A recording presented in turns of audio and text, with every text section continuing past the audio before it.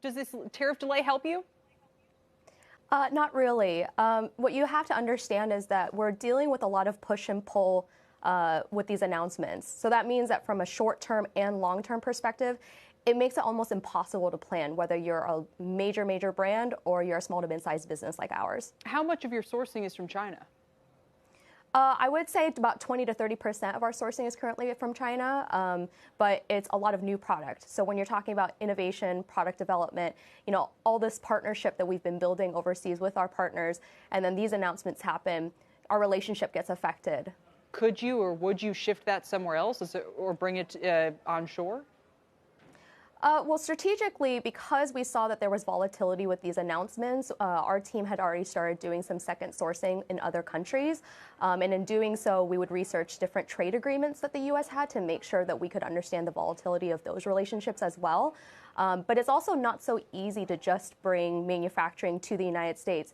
You have to talk about infrastructure and the sheer scale that is available overseas. We just simply don't have it here. It wouldn't be impossible, but it would require substantial investment into our own infrastructure to match all the different levels that overseas manufacturing can provide, from raw materials manufacturing, machines, labor.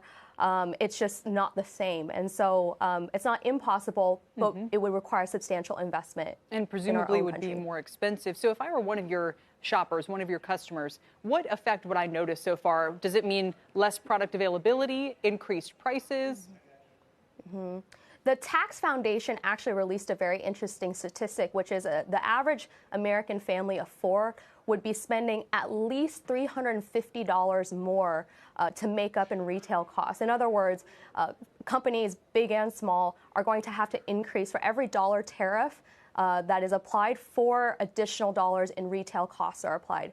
So the average American family of four will be spending at least $350 more to make up for the fact that these tariffs have been hit on so many different consumer products. So the delay that he just announced, which could, again, means it's just a delay, and we could still see that going into effect, and about a third of the $300 billion of remaining imports are still going to be tariffed starting September 1.